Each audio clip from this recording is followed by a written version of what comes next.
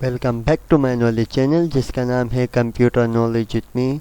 तो जैसे कि मैंने आपको लास्ट वीडियो में एमएस एक्सेल के अंदर इंसर्ट टैब पढ़ा दिया था और आज की वीडियो में मैं आपको सिखाऊंगा इंसर्ट टैब। तो वीडियो स्टार्ट करने से पहले अगर आपने अभी तक computer knowledge with me channel को सब्सक्राइब नहीं किया कर ले ताकि आपको हर वीडियोस की नोटिफिकेशन मिल सके। तो चलते हैं अब एक्सेल की तरफ। तो आज का हमारा टॉपिक है पेज लेआउट टैब। जैसे ये पेज लेआउट टैब के देखो कमांड्स के अंदर ग्रुप्स बने होते हैं। थीम्स का ग्रुप है, पेज सेटअप का ग्रुप है, scale to fit, sheet option से ये अरेंज, ये सारे वन बाय वन सारे मैं आपको ग्रुप पढ़ाऊँगा। सबसे पहले देखिए थीम्स। अच्छा, थीम्स के लिए सबसे पहले देखो आपने जो डेटा बनाया ये आपने एक डेटा बना देना है, सही है। जैसे मैंने आपको ये इंसर्ट टैब के अंदर ये मैंने आपको ये समझाने के लिए ये डेटा बनाया था, तो पेज लेआउट में भी ये आपको काम आ सकता है। यहाँ से आप आपने एक कोई भी आपने अपना डेटा सेलेक्ट कर देना, से अपना डेटा आपने बना लेना है। तो ये मैंने डेटा बना दिया। सबसे पहले देखो थीम। अब देखो थीम क्या करते हैं, मैंने इसको सेलेक्ट किया, यहाँ पर जाने। अब देखो ये क्या कर रहा है, अब देखो ये तो खाली राइटिंग स्टाइल चेंज कर रहा है। अब देखो थीम का तो ये मतलब नहीं हुआ। अब मैं आपको ज़रा अच्छे से समझाता हूँ क्योंकि काफ़ी बच्चे ये पूछते कि सर ये तो थीम तो कुछ कर रहा ही नहीं है। थीम का मतलब क्या है, देखो सबसे पहले आप अपनी एक थीम लगाओगे, आपकी थीम को फिर ये चेंज करके न्यू थीम देगा। कैसे, आप ज़रा देखो। सबसे पहले आपने आना है, पहला काम आपने ये करना है, होम में आना है। सेल स्टाइल का ऑप्शन आपको दिख रहा होगा। सबसे पहले आपने हर लाइन को देखो, मैंने हेडिंग से, तो मैंने यहाँ से इसको हेडिंग कोई भी मैंने ये स्टाइल दे दिया। इसके बाद ये मैंने ये प्रोडक्ट की हेडिंग को मैं चाहता हूँ कि ये स्टाइल आ जाए, सही है। ये स्टाइल मैंने दे दिया। इसके बाद मैं चाहता हूँ इस सब को मैंने यहाँ से ये स्टाइल दे दिया, सही है। मैंने कुछ ऐसे थीम बना दिए, सही है। अब फॉर एग्जांपल समझे ये आपने एक थीम बना दी है। अब आपने आने पेज लेआउट में, अब देखें आपने इसको सेलेक्ट करना है अपने डेटा को। अब देखो ये क्या काम करेगा, आपकी थीम को चेंज कर देगा, मतलब राइटिंग कलर और स्टाइल, सॉरी राइटिंग कलर नहीं, ये सारा कलर जो भी आपने थीम लगाया था और ये राइटिंग स्टाइल आपकी चेंज करके यहाँ पर आपको दे देगा। तो देखो ये दो काम कर रहे, पहला कलर आपको चेंज करके देगा, सेकंड आपकी राइटिंग स्टाइल आपको चेंज करके देगा, सही है। और भी बहुत सारी स्टाइल है, कोई भी आप लगा सकते हो थीम। इसके बाद कलर और फ़ॉन्ट। अब देखो अलग अलग ऑप्शन भी दिया हुआ है। यहाँ पर देखो थीम, कलर और स्टाइल दोनों चेंज कर रहा है राइटिंग।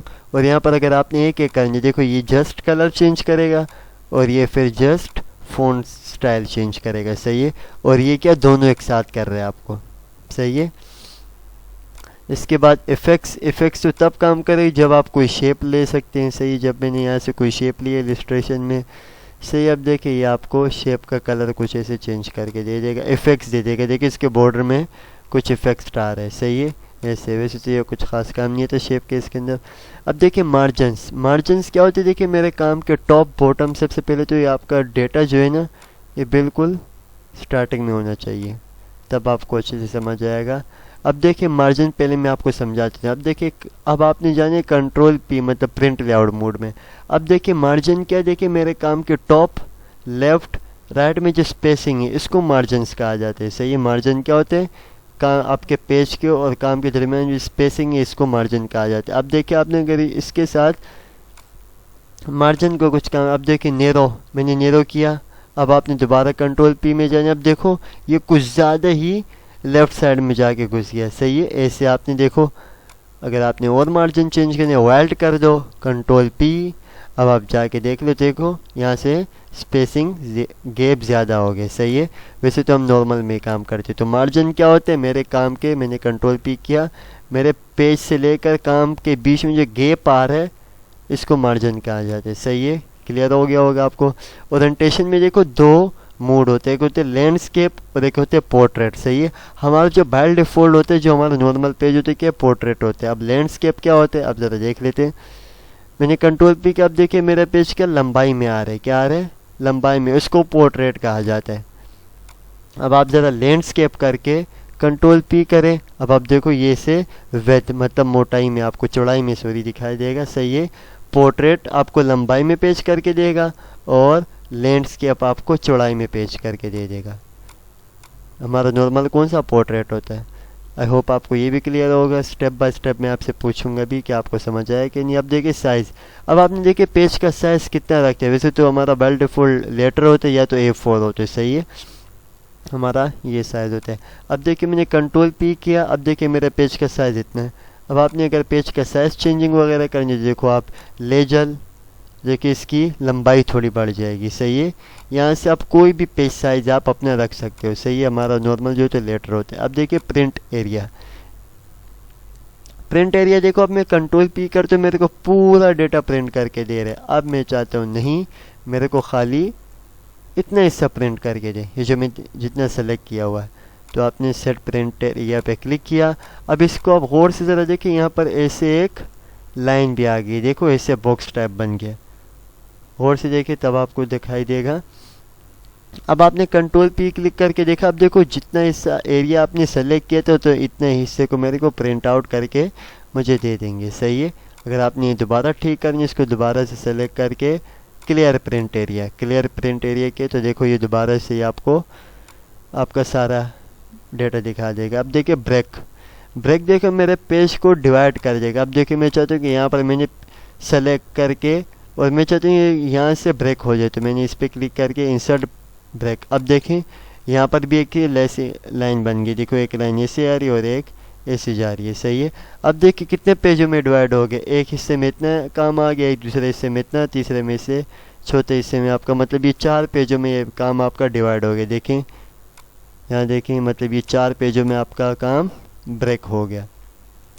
अब आपने उसी हिस्से उसी जगह पे आपने सेलेक्ट करके आपने क्या रिमूव, तो देखो ये दोबारा से ही आपका काम क्लियर हो जाएगा, सही हो जाएगा, सही है। इसके बाद देखिए बैकग्राउंड, अब आपने इस बैकग्राउंड पे भी कोई पिक्चर लगानी है, तो मेरे पास देखते हूँ कोई पिक्चर भी होगी, तो मैं यहाँ से ये स्क्रीनशॉट मैंने ली हुई। अब देखिए मैं बैकग्राउंड में चाहता हूँ ये मैंने तस्वीर लगानी है, तो देखिए अब एक्सेल के बैकग्राउंड पे भी आप अपना कोई भी पिक्चर आप लगा सकते हो, सही। मेरे पास इतनी पिक्चर थी तो मैंने ये लगा दी। देखिए यहाँ जाना है, मैं चाहता हूँ ये लग जाए। देखें एक्सेल के बैकग्राउंड पे भी आप कोई पिक्चर लगा सकते हैं, सही है। डिलीट करते हो ये डिलीट हो जाएगा। इसके बाद देखो प्रिंट टाइटल, अब ये भी बहुत अच्छी चीज़ है, ये ज़रा देख लेते हैं। अब ज़रा देखो मैं इसको दोबारा से ज़रा यहाँ से ब्रेक कर देता हूँ। यहाँ पर आपने कर्सर रखा और यहाँ से मैंने ब्रेक। अब देखिए दोबारा से 4 हिस्सों में डिवाइड हो गया। अब ज़रा इसको आप गौर से समझना। अब देखिए प्रोजेक्ट में इस हिस्से में यहाँ देखो प्रोडक्ट की हेडिंग है। नेक्स्ट पेज पे देखो यहाँ पर प्रोडक्ट की हेडिंग, मतलब ऊपर की हेडिंग्स नहीं आ रही। यहाँ पर देखो हेडिंग्स तो आ रही है लेकिन क्या वो प्रोडक्ट्स या वीवो ओप्पो रियलमी वो नहीं आ रहे। यहाँ पर देखो यहाँ तो दोनों गायब हो गए, हेडिंग्स भी गायब हो गई, वो प्रोडक्ट्स की हेडिंग भी गायब हो गई। तो अब मैं इसे क्या करूँ, मेरा हर पेज पे ये हेडिंग्स और ये प्रोडक्ट ये आ जाए। तब आप क्या करो, देखो यहाँ पर आपने जाने, आपने इस रो पे क्लिक करके आपने ये दे देनी है। फिर आपने क्या कॉलम पे आपने क्लिक करके यहाँ से आपने कॉलम को सेलेक्ट करके ओके कर देना।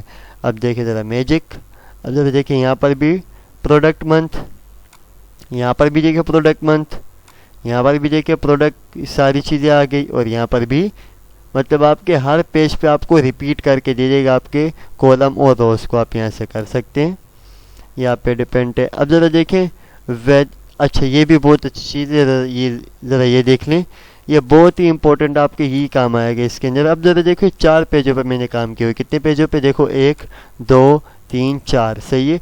अब ये 4 पेजों का काम है। अक्सर हमारे प्रिंट आउट में ये मसला आ जाता है कि मैंने 2 पेजों का काम करना होता है लेकिन वो हमारे 4 पेजों पे आ जाते हैं। तो इसकी सेटिंग के लिए देखो ये बहुत अच्छी चीज़ है। अब देखें ये 4 पेजों का काम है, मेरे कितने पेज का, 4 पेजों का काम है।